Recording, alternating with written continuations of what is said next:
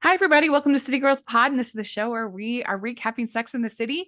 And we are almost done recapping Sex in the City. Can't believe it. We're talking about season 6, episodes 17 and 18, or season 6B, episodes 5 and 6, depending on how you like to talk about it. But we're going to have a lot of fun talking about these two episodes. I'm film critic Rachel Wagner, and Jax is here. Hello. And Megan is here. Hi. Yay. I wanted to have you back because you were one of the early kind of supporters of the show and us doing this series, City Girls Pod, going all the way back to And Just Like That. And that's how we became kind of friends, was through talking on Twitter, talking about the And Just Like That episodes and those kind of things. So we had to have you back on before we finished the series. So thanks so much for coming on, Megan. Well, thank you so much for having me. That's really sweet. I'm excited. Yes.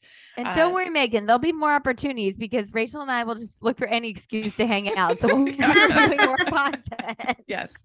Our plan is we're going to do a top 10 Sex in the City episode. And then we are going to do the movies.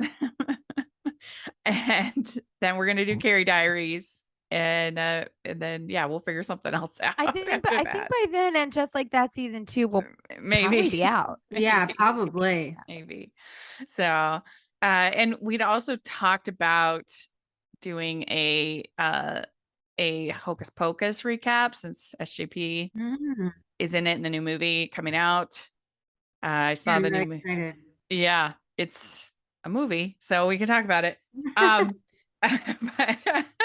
the first episode that we're going to talk about is called The Cold War. And in this one, we have Charlotte and her dog. And then we also we find out the dog is having its period. So that's a conflict. But she still wins Best in Show anyway. And then we find out that everybody thinks that Smith is gay. So that's upsets Samantha. We also have more going on between Alexander and Carrie, and he is being kind of secretive about his exhibit in Paris. And so lots of fun stuff going on. Overall, what do you think about this episode, Jax? This was a lot of fun. To quote the title of another episode, the ick factor. But it was so fun to see Charlotte really advocating for her little Elizabeth Taylor. I thought the plot line with Smith was really fun. The more I see of Smith, the more I love him. And we're really getting, we're almost at the end here, and you just see how well this cast gels with each other and how this storytelling is just so compelling. So yeah, I had a lot of fun with this one, but I cannot get over Alexander Petrovsky. It's just, he's not for me. What do you think, Megan? Yeah, I thought it was interesting because there was a lot of problematic things in this episode. Yeah. It felt more dated than some of the episodes that were even older, which I thought was odd. Like what? Maybe because, the first seasons were so long ago, whereas this one was, they had cell phones, but the cell phones seemed dated. So and then there was just some problematic things like some of her wig choices. But but yeah, overall, I think it's like they had to find someone even worse than Big to put Carrie with, so that in the end we're happy that she's with Big, and Alexander Petrovsky, I can't even say his name, is definitely like, I can't imagine anything worse than Big, and then they have him and it's like, okay. Yeah, you're right. You have a really good point. Yeah. Yeah, I think that was their strategy. So yeah, that and Candace Bushnell, who wrote, the original book, she ended up with a ballet dancer. She married a ballet dancer. And at that point, I think they were still married. They're since now divorced, but I think when this was airing, they were still married. So that was also like a big kind of, I don't know what you call it, when they try to think it's going to end one way and it really ends another way. I think that's because he, in real life, he's a ballet dancer. In the show, interesting. He's, an artist. But so I remember when this was airing live, in real time, there was a lot of talk. Was like, oh, is she going to end up with this guy like Candace ended up with a ballet dancer? So there was that. And then again, I think it's really supposed to show, that they're not right for each other. But anyways. Yeah, that's an interesting point, that it kind of makes the ending with Big work better than, say, if she was like dating Aiden or something like that at the end. That's a good point. I do think that the Smith plotline is kind of cringy in this episode. I mean, there's some funny parts about it, but just how, I don't know, how it handles him, maybe if people thinking he's gay or the gay element, it just feels not great to me.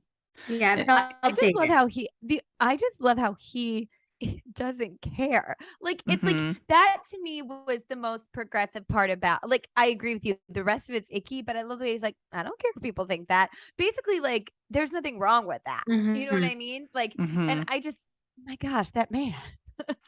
Yeah, he's great. We love him. He's wonderful. Yeah. But yeah, the whole scene in the nail salon wasn't great. Yeah. I won't use the word that she uses, but no. And why did she use it? Yes. But yeah, I mean, I don't know how they were trying to kind of go for laughs, I guess, with that, but it just feels kind of cringy to the way they handled it. So I don't think they would do that now. You do have Anthony being hilarious in this episode. Everything with the dog and him saying nobody puts baby in a corner. And then you look at Charlotte and he's like, dirty dancing, that was, I thought, funny. That made me laugh. And then that Miranda is frustrated. She needs internet access. She's not liking the place in Brooklyn. I mean, Jax, you're the New Yorker. What do you think about this? Do you think it would be pretty tough if you had to move to Brooklyn? I've lived. Let me just say, I think that these women, like, Miranda's always been in Manhattan and she's a lawyer, and but I've lived all around New York with all manner of roommates and all sorts of situations. So, I mean, do I love where I live now? Yes. Do I want to move? No. However, like, I kind of don't understand why she's like, there's no internet. Like, the whole thing is so laughable because she's obviously now in a gorgeous house in which I am pretty sure is probably a very nice part of Brooklyn that is very cless to Manhattan. Well, because Steve's doing all the renovations. That's why they don't have internet.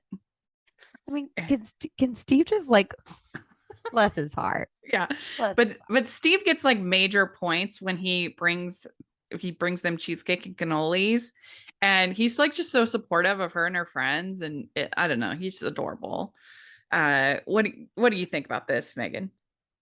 Well, I think that part of it felt dated, like, because you get internet everywhere, and then when she's talking about DSL, it was like, oh gosh, like, yeah, he's like, you got to look that one up. Yeah, the kids these days wouldn't even know what that is.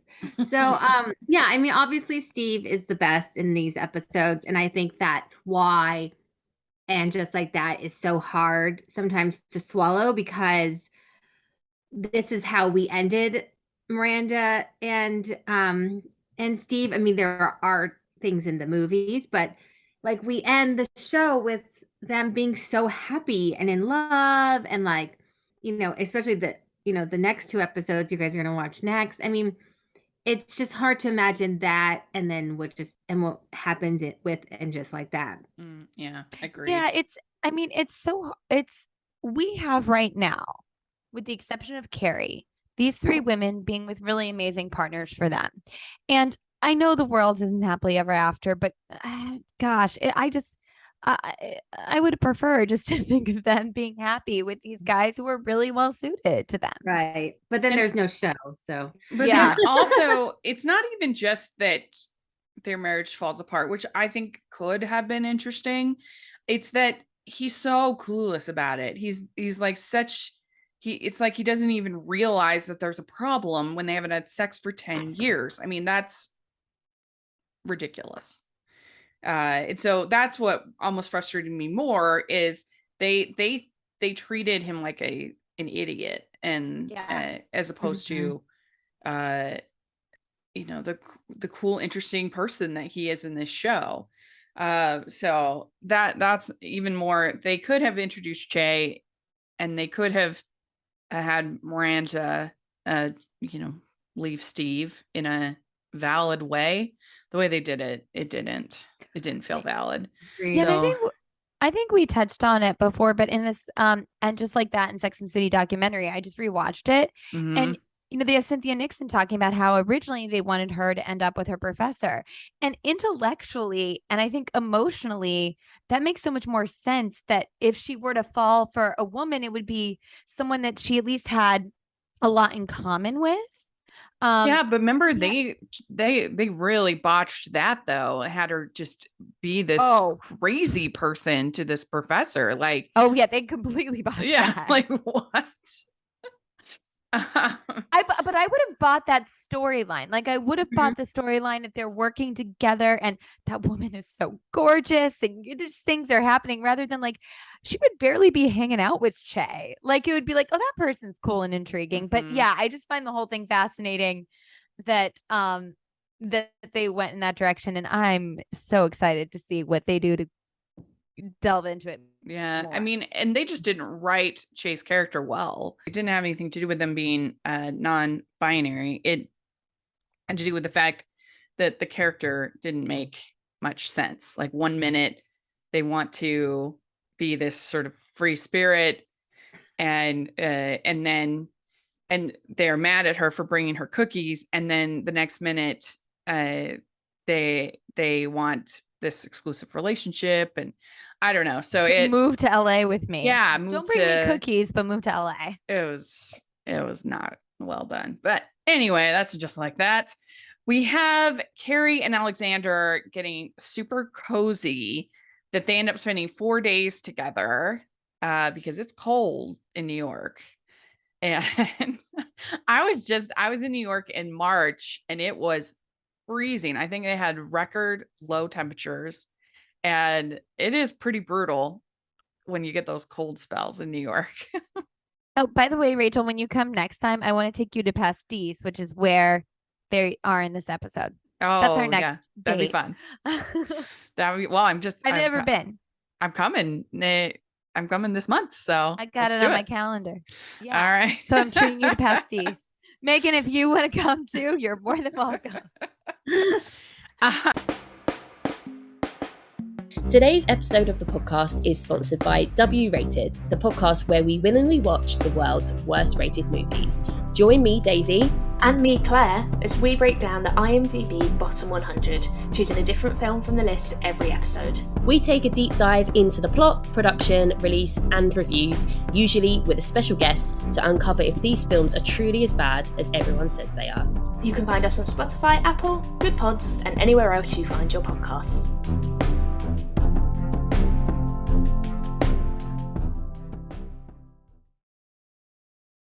So I guess, Megan, what do you think about this? How do you feel about Alexander as a person and in this whole not wanting to be cold, I guess, sequence?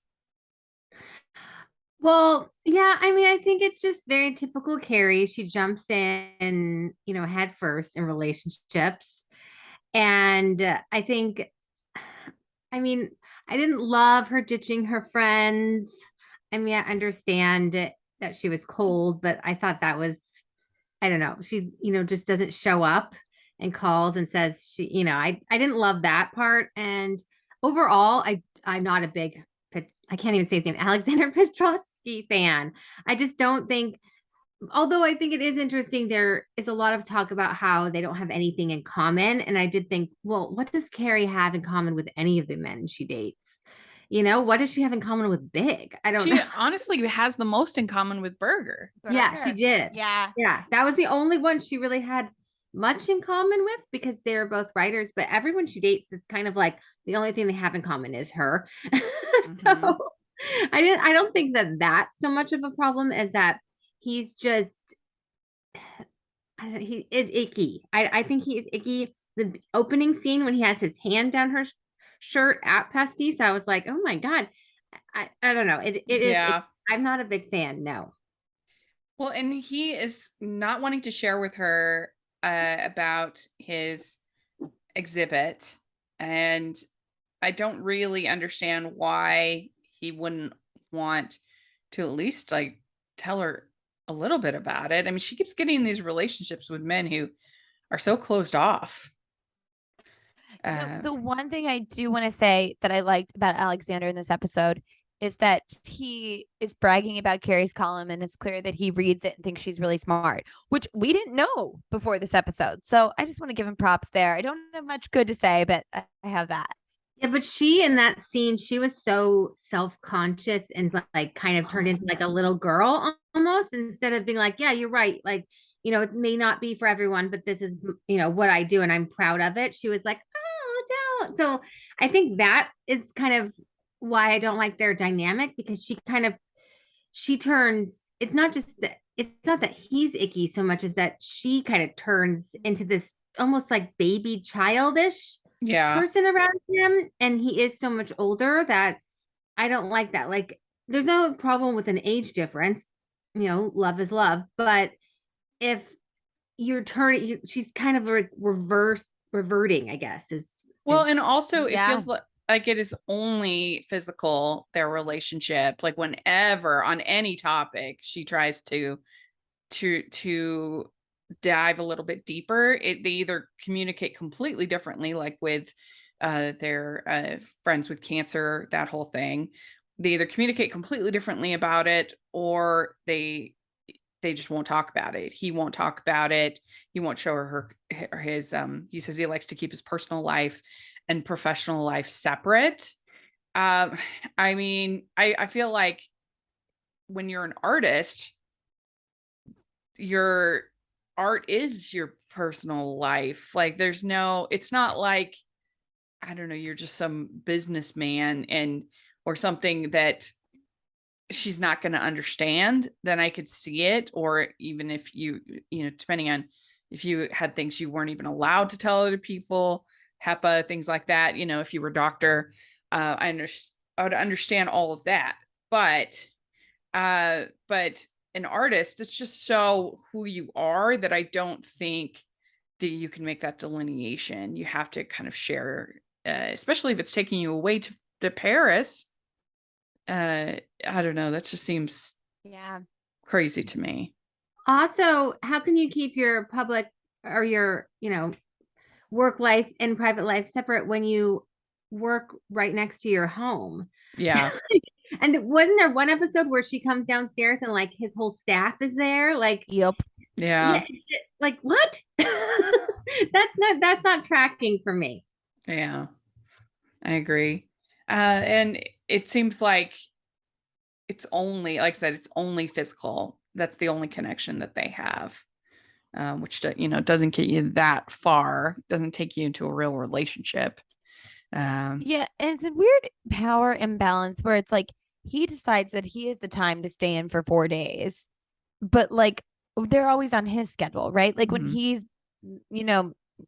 gallivanting off to Amsterdam or wherever he is, she's expected just to be okay with that. But then she has a schedule that he decides isn't important. Yeah. Like that's what I don't get either. Like she lets herself be led by that. Well, and he doesn't want to meet her friends. That feels weird, kind of creepy to me. I mean, it's like he wants her to be his like housefrau, which is just awkward. Nailed it. For someone, I mean, there are people who are totally happy being a lady of leisure and doing that. That's fine, but that's not Carrie. Not Carrie. No. We also have Miranda. Her guilty pleasure is reading the Tattletale, which is basically supposed to be like uh what's it called? Sudden I lost it. Weekly. Yeah, or what's the tabloid? It's like a Oh, New tabloid. York oh yeah. Yeah. And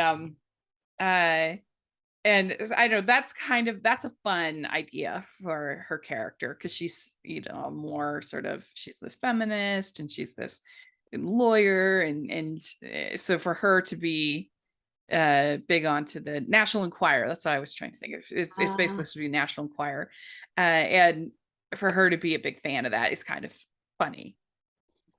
Yeah, and also like totally tracks. Like it doesn't seem like it makes sense, but then you're like, oh, it totally does. Everyone needs a guilty pleasure that doesn't always go along with what you think their personality is. Mm-hmm. Yeah. What do you think of that, Megan? Yeah, it's funny. But again, it like no one reads magazines anymore, It's That's true. so funny. I kind of miss those days. That's true. I still get Real Simple. That's the only magazine I still get. My mother-in-law gets that, and then she'll like mark the pages for me and then give it to me. That's adorable. I'm like, yeah, this isn't happening here, Sue. Sorry. Sorry, Sue. So like a little passive aggressive hints. Okay. I don't think she means it that way. She's so sweet, but she'll be like, oh, I thought this article is really interesting. Like 9 ways to reorganize your fridge. I'm like, yeah. Like, Megan will love this. That's funny. But I thought it was a fun moment for her character. And then you have Stanford and Marcus meeting Smith and Samantha, and this kind of goes on with the whole Smith people thinking Smith is gay thing. But I did think that it was pretty funny, Stanford with the unidentified gay man. That was so funny. That was real good. He's like, what? That made me laugh. I love Stanford so much. He's great. And then we have it was, I thought, a very weird scene when Carrie uses Alexander's computer, and it's like 3 big screens, and then like in one big thing it says cold on the computer. I was like, that's very weird. It's like, you're not being too subtle here. Yeah. And then we have Charlotte with Elizabeth Taylor, a dog in the dog show, and that was pretty cute. That dog is adorable. So cute, yeah. And Charlotte is just so cute with the dog, and that's why I think it was, I don't know, it was early on, she gets a dog and then she gives away the dog, and I'm like, there's no way Charlotte is giving away that dog. No way. So they corrected it here. This is peak Charlotte. Yeah. Having her run around at that dog show, just like hair bouncing and eyes sparkling. And it's adorable. Yeah. And I love that Harry's like tangentially involved. Like he's like, you do your thing. I mean, again, like where Harry stands here on this podcast. Megan, do you have a favorite Sex and the City couple? Oh gosh. Good question. That is a good question. And yeah, it probably is Charlotte and Harry. Mm-hmm. It's not Big and Carrie. No. So yeah, I think it's probably Charlotte and Harry. Yeah, I think it's Charlotte and Harry, Smith and Samantha, Steve and Miranda, and then I don't know, Carrie's are just I don't know which one you pick. I guess Carrie and Berger. I don't know. But Harry, and if she met Berger when he was successful, like when he was at the peak of his career, I honestly think it could have worked. I really think she met him at the worst possible time for him. And I hate to give him a pass. I really do. I just think we all go through parts of our lives where we're either like depressed or feeling insecure or having a career slump or whatever's going on. You're going through a tough time. And I do think different time, it would have worked. Well, and Mhm. he at least acknowledges that he's petty and Yep. that he's like, I can't believe I'm this guy. So there is some self-awareness, which like Alexander, for instance, does not have. No. I mean, I guess would you say Carrie and Aiden? But I feel like that, like I like them both, but I don't know if I love them together. They're like two people that, yeah, exactly, Rachel. You're like, they're awesome, but like I would never set them up. Like, as if I was matchmaking friends, I wouldn't be like, those two will get along. I just wouldn't think Yeah. it. Yeah. All right. Yeah. And then we probably Charlotte and Trey would probably be at the very bottom. Very fun. Very bottom. Oh, actually, I have one that's worse than Charlotte and Trey for me. Samantha and Richard. Oh, Yeah. do not like. Like Trey, I almost have like a weird.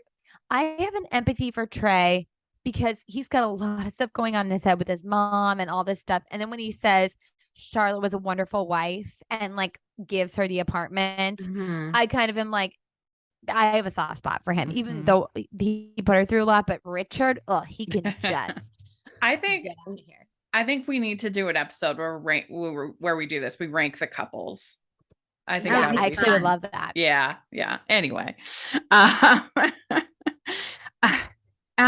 And we have Elizabeth Taylor winning, but it was really Charlotte winning. Yep. And then Samantha and Smith make a sex tape, and it goes out all over, and it ends up in the Tattletale, and Miranda. That's the end of her reading Tattletale. That cured her.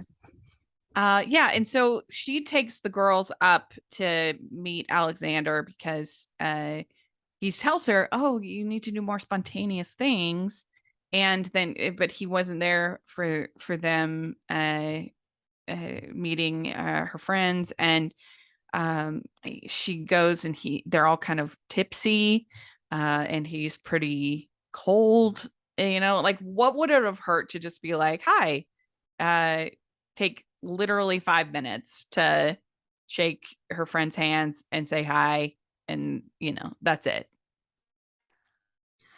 I agree, but then I also do feel like Carrie shouldn't have done that. I mean, he clearly said he wasn't available. He sent them the champagne. He was like, and then to show up with your friends who are drunk, like, and like when you're drunk with your friends, you think everything's so fun and like, and then, but if you're like not drunk and you're trying to work, like I could, like if my husband just showed up with a bunch of his drunk friends while I was trying to work and I told him that I was trying to work, I think I would be like, go away. I mean, you're right. You're right that, it was the first time meeting them. He could have been a little bit nicer about it, but I do think Carrie wasn't respecting his boundaries there, in my opinion. I mean, Mm-hmm.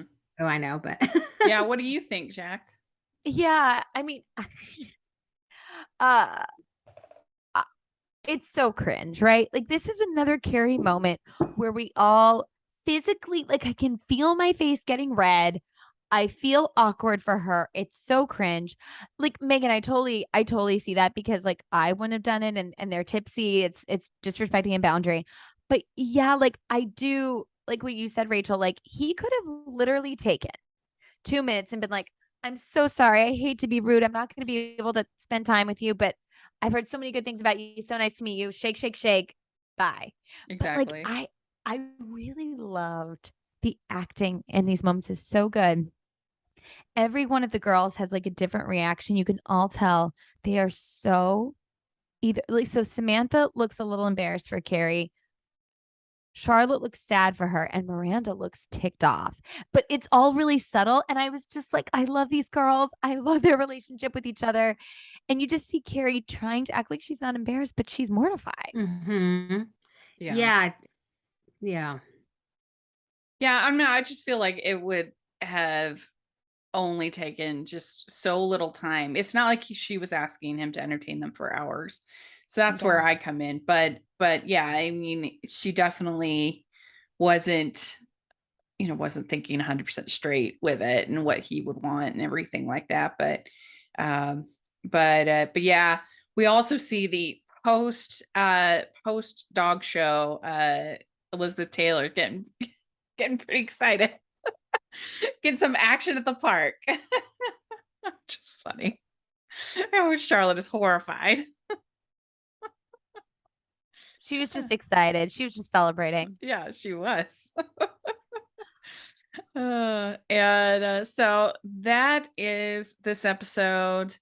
And Carrie says sometimes there's not enough time in the night for both of your worlds. Which means we always go with his world. Yeah. I hated this, the end of that. I was like, oh, yeah, but you do not have an equal relationship. I thought it was interesting that she stayed and she didn't go. Like, you know? She must really like this apartment. I think I'd have left. Not in yeah, I feel like she's dating him for the apartment, which, no shame on that. We've all been there, but yeah. All right, Megan, what would you give this one 1 to 10? Oh, I was hoping you wouldn't ask me first. I guess I would give it like a 7. It's not my favorite. I really am not a fan of Samantha's fro wig. That's what I was saying in the beginning. That was really problematic. Her wig at the dog show I liked. That was nice. But I don't know, it just feels a little cringy to me, her wearing like very cringy, I think I would say. Yes. Also, you have Miranda wearing fur in that episode, which to me is just shocking. That I didn't notice that. Yes, she has fur. And it's just amazing that something like that could change that much in not that long of a time, that you would never have a character wearing fur now. Never. Also, I'm surprised that Miranda, like out of all of them, I would think she's the least likely one to wear fur. So not even from an ethical standpoint, but even just fashion wise, it surprised me. Yeah. What about you? What would you give this one 1 to 10, Jax? I would give it a 7.5. I think I have a lot of I'm really in my feelings about us getting towards the end of it and how much I love these characters individually. But as far as the actual plot, it's not my fave. Yeah. I mean, I think 7. I think that's good for this one. It wasn't outright offensive the way some of the worst episodes. So I wouldn't go with 6, but I think a 7 is good. We'd like to take a second from this episode of the podcast to celebrate our sponsor of this episode, and that is the Hallmarkies Patreon. Do you love Hallmarkies podcast? Do you want an inside scoop into what happens on the podcast? Do you want early access to episodes and loads of cool perks? Now is the time to become a patron of Hallmarkies podcast. By becoming a patron, you get to access our patron Facebook group. You can request episodes or even be a guest on the podcast. And most importantly, any patron can join our monthly movie watch-alongs with stars like Paul Campbell, Natalie Hall, and more. It's as low as $2 a month to join in and become a special part of the Hallmarkies family. Please consider, and we will love you forever. Go to patreon.com/Hallmarkies.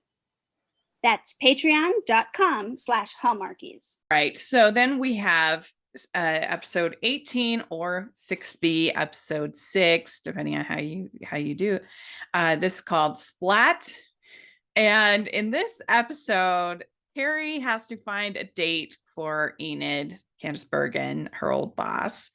And then also they go to a party and their friend Lexi has a splat, I guess, which just was really crazy. Yeah. And then we also have Elizabeth Taylor having puppies, which is adorable. And Carrie has to decide, what is she going to go to Paris with Alexander? So overall, what do you think of this episode, Jax? So this one's a really memorable one for me because of our dear friend going out the window. There was a Halloween party I was at. Everyone's fine. Before I tell the story, but there was a Halloween party I was at. I guess it was the year before the pandemic, so I guess it would have been 2019. Yeah. It was at my friend's really nice apartment in the West Village, and there was a girl who was a bit unhinged, drunk, had just gotten divorced, was wearing her wedding dress as a repurposed Halloween costume, standing right by the open window and like doing all this stuff. And my friend Russell and I were like, it's like the episode of Sex in the City. And we just stood by her for like an hour to make sure that she was like not falling out the window. So it's this episode has stayed with me. I mean, I thought it was fun with the puppies. A lot of it stresses me out because this plot line of Carrie potentially leaving the city. What is Carrie Bradshaw? What is this character if she's not our New York City gal? So it's definitely, for me, it feels like it's digging up a lot of stuff and how I feel about leaving the city. So I'm intensely emotionally attached to this one. It is kind of shocking that they would have the character actually die like that. Like, I mean, usually you'd see them like hanging on or like getting hurt or something like that. But she's just like, I mean, it's like something out of like an old silent movie or something like that. Like she just like, she's gone. She's dead. And the way, What? and honestly, like the way they do it, like there's something about the way her heel catches and then she tries to hold on that makes it, I know it's very like slapsticky, but it also feels like somewhat realistic. Like it Yeah. really screws with my head. Yeah, it was wild. I was like, oh my gosh, she's just gone. She just fell out of the window. Oh, It was intense. I was shocked. I'd forgotten about how it, I remembered the episode, but I'd forgotten kind of just how it happens. Oh, yeah. And I don't know. Overall, what do you think of it, Megan? So it's interesting because I remember watching this when it aired and I didn't like it. But I did like it more this time, and it is one of the favorites of like, Sex and the City fans. People really like this episode. Mm-hmm. So, yeah, I think it's hard because it's the beginning of the end, so there's just so much emotions around that. And so I agree with Jax. It's like kind of like an emotional episode Mm-hmm. in weird ways. yeah. Yeah. So Eden comes to her. Well, she schedules lunch, and she asks Carrie to set her up on a date, which with Carrie's dating history, I don't know if I would want her to set me up on a date. I mean, Yeah. she just thinks that because she's dating Alexander that she'll have connections to other people like him that she can set her up with. But I don't know. She would not be the person. I would honestly rather have Charlotte set me up on a date, because I think that first of all, she has all those people at the at the synagogue. She has all those connections.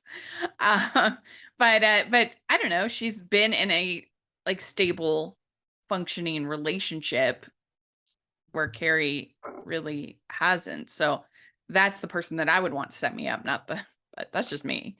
I feel like what this is it's the equivalent of someone dating someone that you're attracted to and being like, does he have a brother? I don't think she really trusts Carrie. I just think she's like hot on Petrovsky and is like, oh, he's got to have friends that are like him, right? Yeah. Yeah, I think that's it. But I love Candice Bergen in this role. I think she was really good. I think they should bring her back for And Just Like That. Oh, I would love that. Mm-hmm. That would be really good.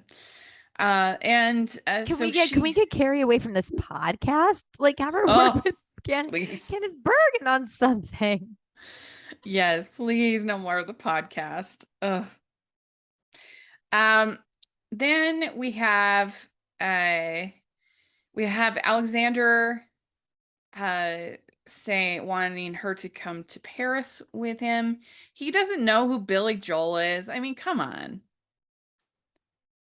I find that hard to believe. It's Billy Joel. Come Like, on. everybody knows a Billy. Even my parents who don't listen to music or that kind of thing, they know who Billy Joel is.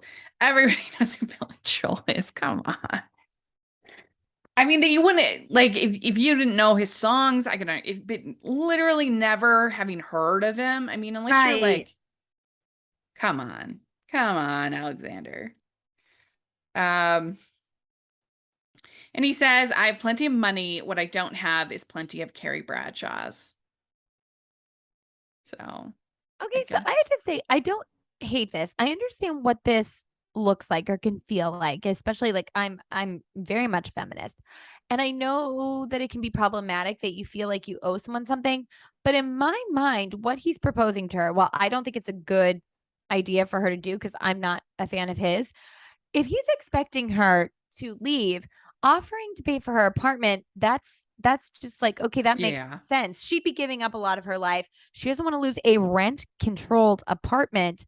I don't actually find that problematic, just as long as it's very clear, like, I don't owe you anything after this. This is what you're doing so that we can make this work together. This is like a joint thing that we're both giving things up. I think that's I don't have a problem Yeah, with that, I mean, actually. I personally would need to be engaged or some kind of a commitment, I think, certainly before she quits her job and other things like that. That seems risky to me because I mean, they haven't dated that long. So to quit your job, move all the way to Paris. And I think that she would have to have some kind of job. If she, I think you wouldn't get a visa unless you had some kind of you would have to either be married or have a job in order to get a visa. Yeah, I mean, maybe if she comes back and forth, often enough, then she wouldn't. I mean, but that's probably why she can't work. She wouldn't be able to work in Paris without a visa. But I mean, this is just so typical Carrie. If she didn't constantly pick, detached men and make dumb decisions, then we'd have no show. So Exactly. Fair enough. it's just like, yeah, like one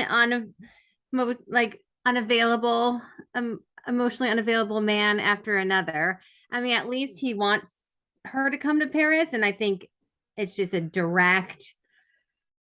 supposed to be a direct, correlation with the last time a man went to Paris, which was big. So Yeah. And at least he wants to talk to her about it, whereas Big acted like she shouldn't even be involved in the discussion. Exactly. Yeah. So we also have her getting upset with the girls for asking her too many questions. And she says, it would be nice if my friends would be happy for me, especially when I've always been happy for them. I don't know. I mean, I feel like true friends would have those questions though. Like you can be happy for them and still have questions. I almost appreciate Samantha's reaction the most. Like I feel like Miranda just kind of puts all of her own stuff on it, right? And it's just like, no, this is a bad idea. What are you gonna do? And Charlotte's like, love. And I think Samantha's like, okay, cool. It's an adventure. He's a really great guy, but what are you gonna do about your job? Like, I think she actually is a great balance of weighing both sides of this. Mm-hmm. Yeah, she says, why do you care what others think about your boyfriend? Yeah. But for some reason, Carrie does. Mm-hmm. And Samantha knows that there's almost a problem with that. Like, yeah. You know what I mean? That you care so much. Like, I think that we all should be, if a bunch of people are telling you that it's a toxic relationship or it's not good, I think you need to be open to listen. But if you're the one out there just trying to like source info, it's because you're not getting something yourself, Mm-hmm. Yeah. And and Steve, he says to Miranda, he says, nobody is good enough for you or your friends, which I think is true as well. And then I did think it was funny when Carrie brings Martin Grable, Wallace Shawn, to the party as a date for Enid. And I guess the only reason Enid's not excited is just because he's short. Is that the only reason? It seems like it's the only reason given. Yeah, and he's adorable. I know. I felt bad for him. Yeah. And Enid says, I mean, I thought it was a funny line when Carrie says, an hour later, I had somehow ended up on Enid's date and Enid had ended up on mine. That was a good line, I thought.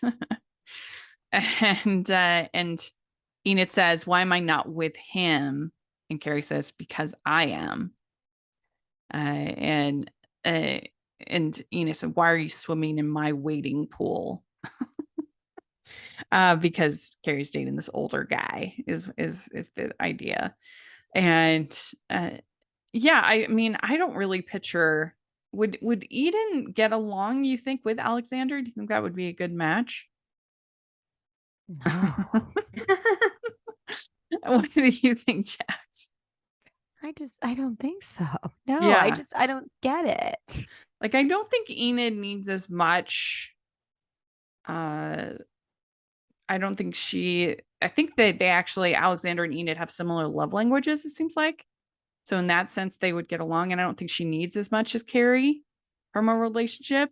But I just, it feels like it would be such a toxic relationship in the sense of like no communication, like I don't think it would be a good relationship, even if they would be more suited to each other than Carrie and Alexander.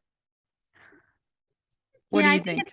I think it's supposed to bring up like that age issue, which I think, I was single in my early 30s, which is not old by any means.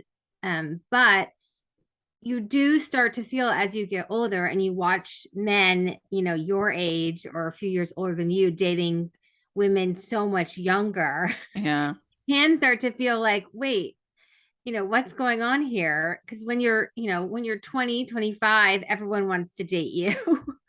I mean, not everyone. I'm but as you get older, your options get slimmer, and then there seems to be more and more people, like she said, in your waiting pool. I feel like that's actually especially true in your 30s, that the guys are still dating girls in their 20s when they're in their 30s, and or they're married. Yeah. And then, but I feel like actually I hope so, at least. I'm just 41 myself, but it seems like there is a point where it kind of starts, like in your 50s. It seems like you actually stop dating girls in your 20s, but who knows? I guess I'll find out when I get there. But a lot of men do always date younger women. Like, I mean, I don't know how old Alexander's supposed to be, like what, 60, and Carrie's 38 or something. Is that where we're at? I'm not exactly sure, but yeah, I think it brings up, I think that's what this relationship or this plot line is supposed to bring up. Not so much that they're like the perfect match, but just that, I mean, it's hard to imagine a world where, Eden, or sorry, is that her name? Eden, yeah. Where, I'm just calling her Murphy Brown, where Murphy Brown can't get a date. Right. I think that needs to be the takeaway. That should be the title of the episode. A world where Murphy Brown can't get a date. Like, I agree. It's like, what is even happening? I don't want to live in that world. I agree. Well, they have Elizabeth Taylor has puppies, and it's adorable. Really, I love cute. the way Charlotte's like, Mommy can't even look at right now. That is so hard. Yeah, I mean, it's silly because it's a dog, but it can't imagine, all that Charlotte's gone through trying to get pregnant, and then just like, everyone around her is like fertile myrtle. Even the dog. So cute. Those puppies, love the puppies. Yeah. So we have Kristen Johnson playing Lexi at this party, and she says she does some cocaine in the bathroom, and then she says, "When did everyone stop smoking? When did everyone pair off? New York is over. Whatever happened to fun?" And we've talked about this a lot, Jax, of just how much Carrie smokes in this show and how you would never see that now. Never, ever. They had the one scene in and just like that when she gets she's got the scarf and is all covered and everything like that, so she doesn't have and she smokes. But you know, in the Batman movie, they had Colin Farrell said that for him playing the Penguin, he wanted to be smoking a cigar and they wouldn't allow it. They wouldn't allow it, which he's like a murderer. He's like a terrible, you know, he's a villain. Like, why? But so you can be a villain, but you can't smoke. I think we can give our villains a cigar. But yeah, I mean, that's just how different we are now. I mean, it is yes. just such a social pariah these days to smoke. Yeah. I mean, that scene though, when Kristen Johnson's character is like, look at us, Carrie, like we're both single here, and Carrie's like, actually, I'm with someone. I'm like, I wouldn't have wanted that to be my last interaction with that woman. Like, I think she just could have been like, I mean, technically Carrie's, I mean, she's not married. I didn't think it needed to like, I feel like I'm an honest person, but I think in that moment I would have just been like, yeah, you know, non-married. Probably. Yeah, You're like, right. I said something. I didn't. You don't need to just be like, oh, it's just you. Yeah. Girl. Rude. But Rude. when she, like I said, when she falls out that window, I had my mouth agape. I was just like, what? They really did that. Wow, she's dead. Oh, holy cow. I thought that was shocking. It really, to me. It's just horrifying, terrifying. Like, it's one that I always remember. It's just awful. Yeah, that was crazy. And they say that the end of an era, the party is officially over. Carrie has quit her job, and she says to Miranda, "The column is not who I am; it's what I do." And that is probably one of the more healthy things that Carrie is said in a while, because it's true that your job should not identify you. That you should have more than just that. I mean, there's so many other things that make Carrie, her friends, even her apartment, her her shoes, even more than necessarily her column. But it's certainly a big moment for her to be quitting her job. What do you think about that, Megan? Well, I think it's kind of like what you said earlier about being an artist. You can't, how do you separate the two? And that's what I think is hard with this, because she writes about herself. At least that's what we're led to believe, right? Is that the column is her writing about her relationships and life with her friends in New York. So in that sense, it does feel like, oh, well, the column is you because you write about yourself. But I agree that it is a healthy, way to look at life. You don't want to be just one thing. And you also don't want to be stuck in a job that you've moved on from. Like, if she feels that, this writing about her sex life and her friend's sex life is no longer something she wants to do, she has every right to move on from that. I mean, so I agree that she can and should move on if she wants to, but it is hard to say, like, it's not me, because it feels like, well, you're writing about yourself, so isn't it kind of you? Yeah. I don't. Oh, go ahead. No, I was just gonna say, and to think she moved on to being on that terrible podcast. That's just her. like that. Oh no. What were you gonna say, Jax? Oh no, just that.